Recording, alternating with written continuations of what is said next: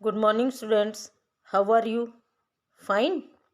आपके एग्ज़ाम शुरू होने वाले हैं, पता है ना बच्चों सबको। अच्छा, आपका सिलेबस तो कंप्लीट हो चुका है। 18 चैप्टर तक मैंने आपको वीडियो भी भेज दी है, वर्कबुक भी, और आपका जो भी है ये सब मैं भेज चुकी हूँ। लेकिन बेटा कुछ एक स्टूडेंट्स ने मुझे कहा कि मैम फ्रिक्शन चैप्टर में हमें कुछ प्रॉब्लम है, तो यही रीज़न है कि मैं आपको फ्रिक्शन की रिवीजन वीडियो भेज रही हूँ। ओके बच्चों, फ्रिक्शन फ्रिक्शन सबसे पहले तो क्या है आपको पता होना चाहिए। What do mean by friction? Friction के बारे में मेन बात क्या है कि it always oppose the motion of object over an surface. मतलब कोई भी ऑब्जेक्ट है उसके मोशन को अपोज करता है। मीन्स कि friction always act in opposite direction. जिस डायरेक्शन में काम हो रहा है उसी डायरेक्शन के वो अपोजिट काम करेगा। तो we can define force of friction is the force which opposes the motion of an object over a surface. The force of friction between two object and the surface. ठीक है, जैसे example हम लेते हैं, एक बॉल है वो role कर रही है ग्राउंड पे, कुछ टाइम बाद वो अपने आप रुक जाती है। क्यों? It is due to force of friction between ball and the ground. मतलब जो उस पर रोल करती है, तो रोल करने पे वो तो अपने मोशन में है, और जो फ्रिक्शन है वो मोशन को अपोज कर रहा है, इसलिए थोड़े टाइम बाद वो रुक जाती है।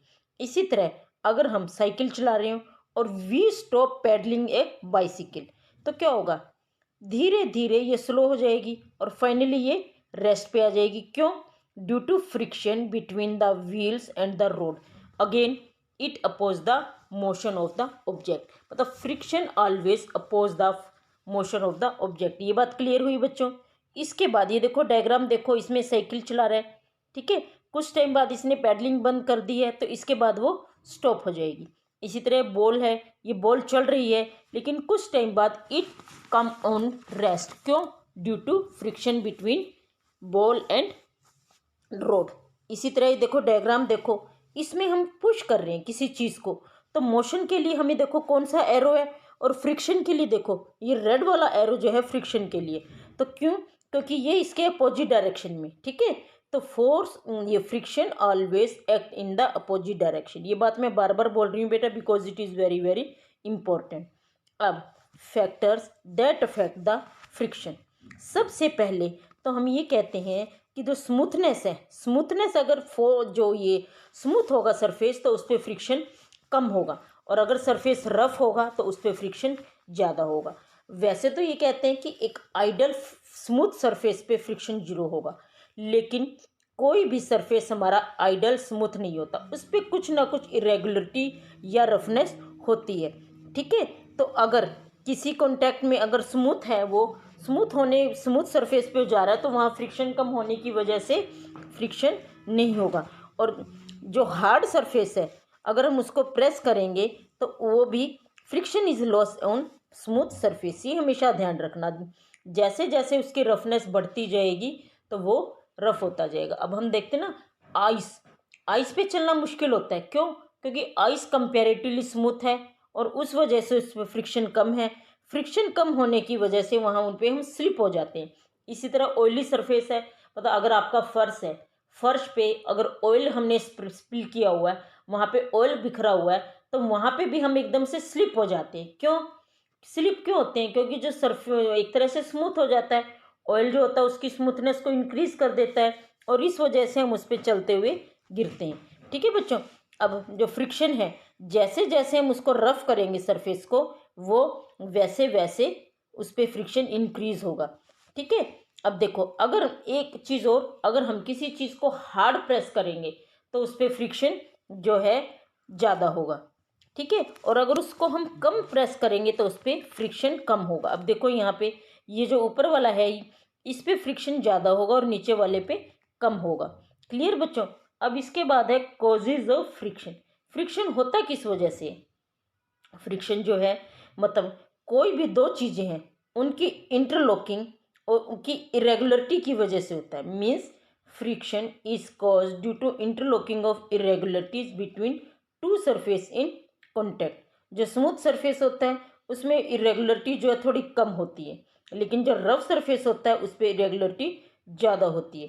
इसीलिए फ्रिक्शन जो है रफ सरफेस पे ज़्यादा होता है और स्मूथ सरफेस पे कम होता है। क्लियर बच्चों? अब इसके बाद ये देखो, ये हमारा रफ सरफेस है तो इस पर फ्रिक्शन है, और अगर रफ सरफेस नहीं है तो स्मूथ है, तो इस पर फ्रिक्शन हमारा कंपेरेटिवली कम है। अब इसके बाद है type of friction. Frictions are of 3 types, static friction, sliding friction, rolling friction. इनके नाम से ही हम इनके बारे में डिफाइन कर सकते हैं। जैसे static means at rest, static का मतलब होता है एट रेस्ट, मतलब अगर कोई ऑब्जेक्ट रेस्ट पे हो तो उसकी वजह से जो फ्रिक्शन होगा that is called as static friction. Sliding friction मतलब अगर कोई चीज़ स्लाइड कर रही है, स्लाइड का मतलब तो आपको पता है ना, आपने भी कभी स्विंग पे स्लाइड किया होगा। अगर आप पार्क वगैरह में जाते हैं वहाँ पे स्लाइडिंग बने होते हैं तो आप वहाँ पे स्लाइड करते होंगे। तो friction exerted when object slide over the surface, तो होता है हमारा sliding friction. Rolling means roll, rolling friction is friction exerted when an object roll over the surface. तो जो स्लाइडिंग फ्रिक्शन है ये बेटा हमेशा ध्यान रखना क्योंकि बहुत इंपॉर्टेंट है। Sliding friction is slightly less than static friction, और रोलिंग फ्रिक्शन जो है it is less than sliding friction and static friction. तो रोलिंग फ्रिक्शन हमारा सबसे कम होता है, ठीक है। इसके बाद हमारा स्टैटिक और इसके बाद स्लाइडिंग, ठीक है। अब ये डायग्राम देखो, इसमें एक चीज़ है वो रेस्ट पे है, उसको मूव करवाने की कोशिश कर रहा है, तो ये रेस्ट पोजीशन पे है, तो ड्यू टू इस rest position it is static friction. और ये बच्चा है यहाँ पे स्लाइड कर रहा है, मतलब एक सरफेस पे वो स्लाइड कर रहा है, तो due to sliding it is sliding friction. और ये देखो ये राउंड सी चीज़ है, I think just like a torch, ये रोल कर रही है किसी मतलब ये एक तरह से स्लांटिंग सरफेस पे रोल कर रही है, तो ये होता है आपका रोलिंग फ्रिक्शन। तो समझ आए बेटा, static friction, sliding friction and rolling friction. इसके बाद है friction is some time useful. अब क्या है कि फ्रिक्शन, इसके लिए हम वर्ड यूज करते हैं friction is both friend and foe, means कि हमारा दुश्मन भी है और हमारा ये फ्रेंड भी है। कैसे? It is sometime useful and sometime harmful. अब यूजफुल इफेक्ट देखो, friction is useful in our daily activities. You can write on board with chalk, you can write you can write in your notebook with pen or pencil, you can drawing। तो ये सब है, ये friction से ही possible है कि हम black board पे लिखते हैं या चाक से ब्लैक बोर्ड पे लिखते हैं, पेन या पेंसिल से हम ड्राइंग बनाते हैं या अपनी नोटबुक में लिखते हैं, ठीक है। और जो फ्रिक्शन है हमारे फीट और ग्राउंड के बीच में जो फ्रिक्शन होता है उसी की वजह से हम उस पर चल पाते हैं, ठीक है। और आपने देखा होगा कि स्मूथ सरफेस है, उस पर पानी गिर जाए जैसे मार्बल वगैरह पे, तो उसका फ्रिक्शन कम हो जाता है और इस वजह से हम स्लिप हो जाते हैं, लेकिन रफ सरफेस पे हम यूजुअली नहीं करते। तो देखो इसमें मैंने पॉइंट लिखे हैं, friction is useful for many of our daily activities. Friction between feet and ground help us to walk on the ground. It is possible to write with a pen और pencil on paper due to friction between pen and pencil and paper. It is possible to write on black board due to friction between the chalk and black board. तो ये था हमारा useful of friction. अब जो friction between tyre and road, अब हम जो tyre, ये जो व्हीकल चलते हैं हमारे रोड पे, उसमें भी जो ये आपके ये व्हीकल के जो टायर है और रोड है उनके बीच में जो फ्रिक्शन होता है उसी वजह से ऑटोमोबाइल्स मूव करते हैं। फ्रिक्शन बिटवीन ब्रिक्स, जो ब्रिक्स के बीच में फ्रिक्शन होता है, it help in construction of building. तो we can say friction is very very useful in our daily activity. ये देखो डायग्राम देखो, ये बच्चा पेंसिल से लिख रहा है, वॉक कर रहे हैं, बोर्ड पे लिख रहे हैं, या बिल्डिंग बन रही है, कार वो कर रही है, तो ये सब किसी लिए होता है ड्यू टू फ्रिक्शन। तो it is useful. Sometime friction is undesirable, means it is not useful for us. जैसे sole of shoe wear out due to friction. अब जैसे कोई आप शूज़ लेके आए, आपने काफ़ी टाइम वो पहना, तो इसके बाद आप वो स्लिपरी हो जाते हैं। क्यों? क्योंकि जो उनके सोल है, सोल जो है उनके मतलब एक तरह से घिस जाते हैं, सोल जो है वियर आउट हो जाते हैं, नहीं घिस जाते हैं। तो इस वजह से हमें अपने जो शूज़ हैं वो चेंज करने पड़ते हैं, ठीक है। टायर ऑफ बाइसिकल, आपने देखा होगा कि वैसे तो उनके बीच में ग्रूव होते हैं, लेकिन कुछ टाइम बाद वो फ्लैट हो जाते हैं। क्यों? Due to friction between road and tyre, ठीक है। Steps of staircase and foot over bridges railway station wear out due to friction. जैसे ये सीढ़ियाँ हैं, जैसे स्टेप हैं स्टेयरकेस के या फुट के, वो भी घिस जाते हैं। नाइफ्स एंड सॉरी बच्चों, नाइफ और रेजर वो कुछ टाइम बाद ब्लंट हो जाते हैं। ब्लंट क्यों होते हैं, अपनी शार्पनेस उनमें वो हो जाती है, वो काट नहीं पाते, क्यों, ड्यू टू फ्रिक्शन, एक तरह से वो भी घिस जाते हैं। तो फ्रिक्शन जो है हमारे लिए हार्मफुल भी है, क्योंकि इस वजह से वियर एंड टियर होता है। ठीक है, अब देखो ये जूतों के सोल है, घिसे हुए दिखाई दे रहे हैं ना, स्टेयर कैसे, इसमें भी देखो ये वियर आउट है, और जो ये टायर हैं इनमें भी ग्रूव गायब हो गए और ये फ्लैट हो गए हैं, नाइफ है ये ब्लंट हो गया है। तो we can say friction is useful as well as harmful for us. अब है, हम फ्रिक्शन को इंक्रीज भी कर सकते हैं, डिक्रीज भी, कैसे, by using some substance, by using some chemicals, oil, fluid वगैरह, इनसे हम डिक्रीज भी कर सकते हैं, इंक्रीज भी। कैसे, अगर हमें फ्रिक्शन को इंक्रीज करना, ठीक है, तो क्या होता है, एक तरह से हम उसकी रफनेस को इंक्रीज कर दें। मैंने बताया ना कि रफ सरफेस पे जो आपका फ्रिक्शन है वो ज़्यादा होता है।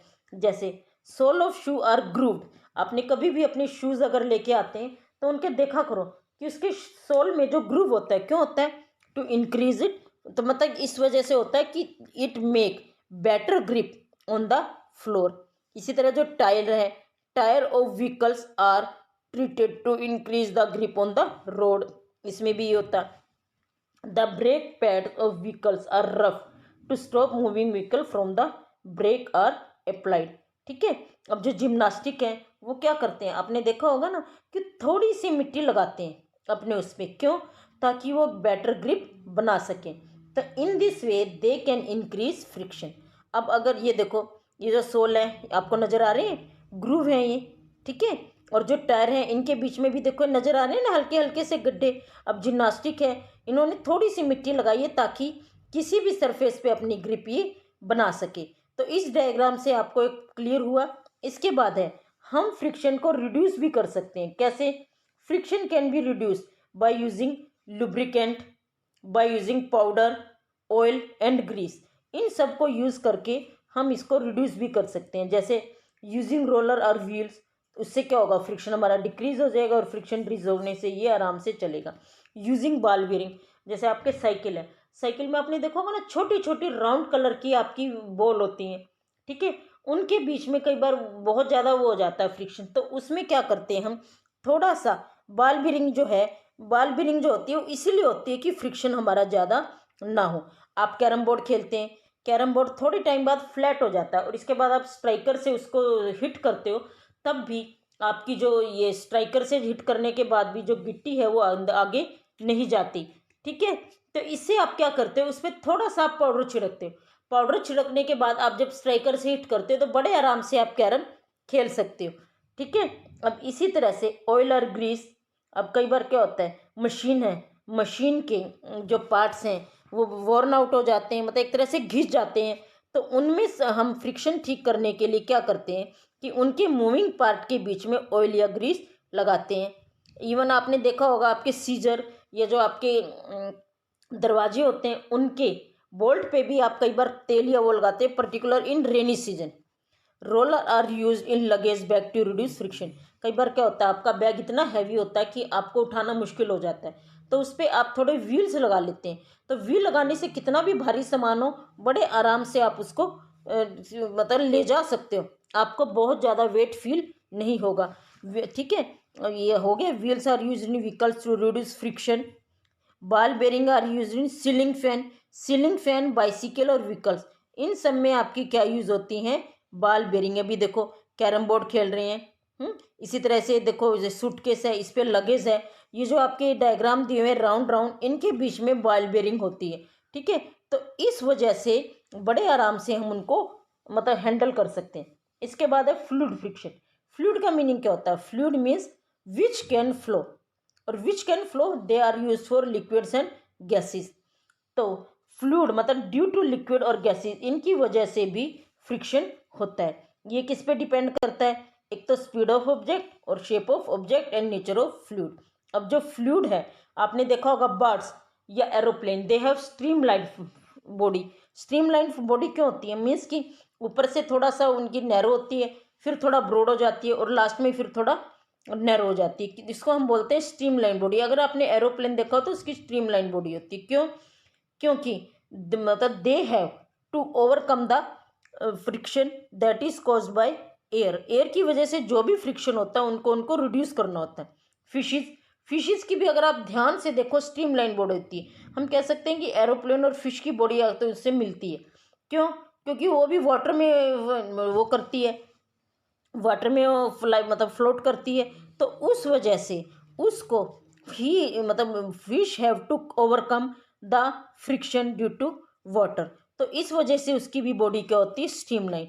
तो बर्ड्स, फिशेस, एरोप्लेन, स्पेयरक्राफ्ट, इन सब की क्या होती है, स्ट्रीमलाइन बॉडी। डायग्राम देख रहे हो ना, ये फिश नजर आ रही है आपको, स्ट्रीमलाइन बॉडी है।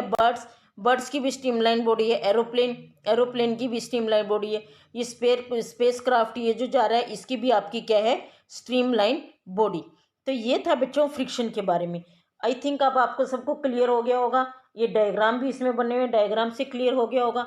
ये जस्ट आपका रिवीजन वीडियो था, ध्यान से इसको सुनना और इसके बाद आप इसमें से क्वेश्चन आंसर ट्राई करना। ओके बच्चों।